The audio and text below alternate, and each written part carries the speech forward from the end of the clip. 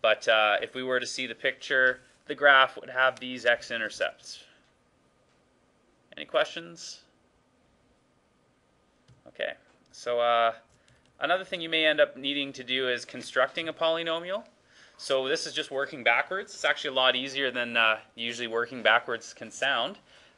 So for example, if I know that these are the roots, then those are giving me clues about the graph.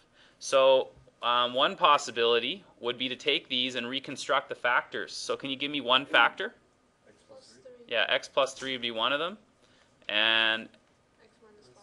yeah, and then x minus 1 would be the last. So this is one possible factor. You may end up having to expand this if this was multiple choice. Multiple choice may not have everything factored out. So I'll do that one time for you. I usually do 2 at a time. So I'm going to take this pair. It's going to be x squared minus 6x plus 5. And then do the next 2 at a time. So these two factors here.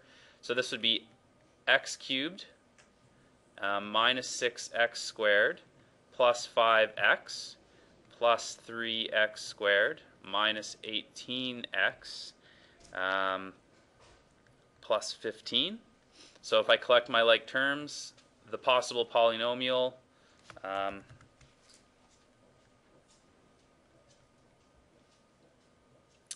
let's see here, would be x cubed minus 3x squared minus 13x plus 15. Okay, so that's worst case scenario that you have to expand the entire thing. Okay, now why do I keep saying one possible polynomial? Can anyone think of a quick way to get an extra polynomial out of this? What happens at the roots? Why do we care about those roots? What happens at them? Zeros. It equals to 0. So for example, what I've just done then is I've been working on this equation here. Can you think of another equation with the same solution?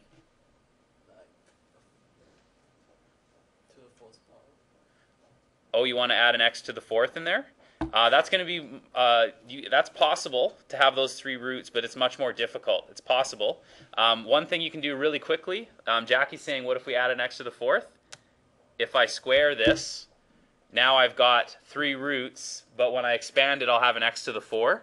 So that'll work, but that's more complicated. So if you didn't follow what I'm saying, that's okay. But basically, I've got 3 distinct answers. This one happens twice. So yeah, this would give me an x to the 4th polynomial. But there's an even quicker way, and it has to do with something unique about 0. 0 is your favorite thing to multiply with. Right? Nothing changes. You can be like 100 billion times 0, it still wins. It's always 0. So if I was to multiply everybody by 2, it still will be 0. Multiply both sides of your equation by 2. Multiply both sides of your equation by 5. You can get as many polynomials as you want just by multiplying both sides, right? Because anything number multiplied by 0, I'm basically putting the number in front of the factors here, like that. So it's not going to change where the 0 happens. Okay, so how do you reconstruct the roots if you've been given some fractions? So can you give me a root for this one, or a factor rather? What would the factor be for x equals a quarter, or a possible factor?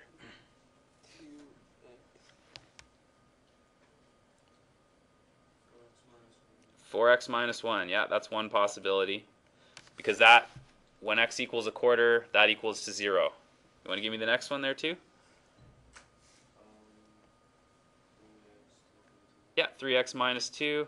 And then the last one would be x plus 2. So we could expand this again to find another polynomial if we needed to.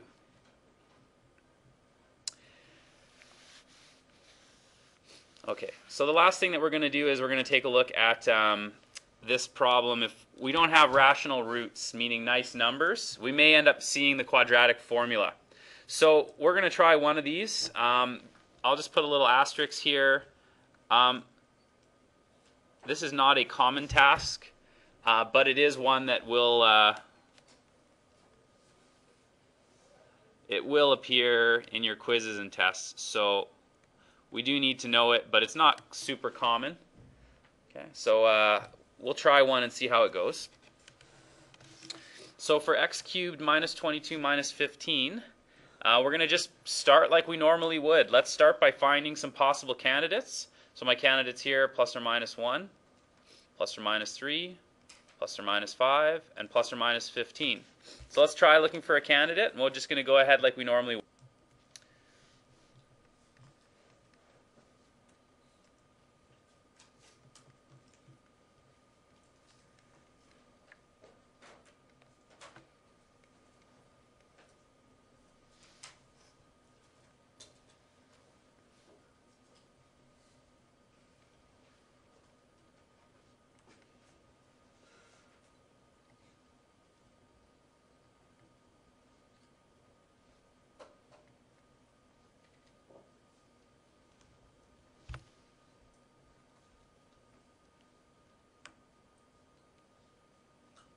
Oops, sorry, that's should be a 25.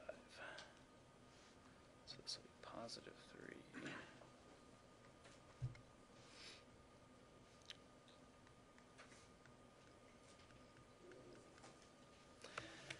So you can see in my rough work here, it still is going to end up being a 0 because we found a factor, so it should always be a 0 there.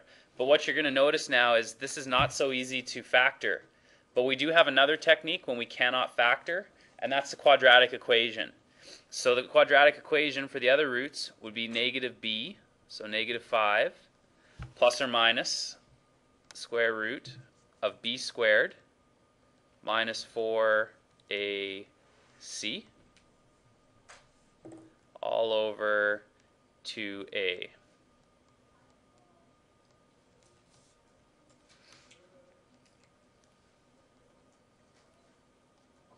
So the other two roots that I needed to solve for are here, and the third root is x equals 5. Okay, so if it does come to a roadblock and you cannot factor, that was what we did with our quadratics. If we couldn't factor it, we had to use the quadratic equation. Okay, do we want to do one more for practice, or have we had enough torture for this morning? Yeah, Stephen says yes, we've had enough torture. So we can move on. It's a short day today, so we might as well stop here.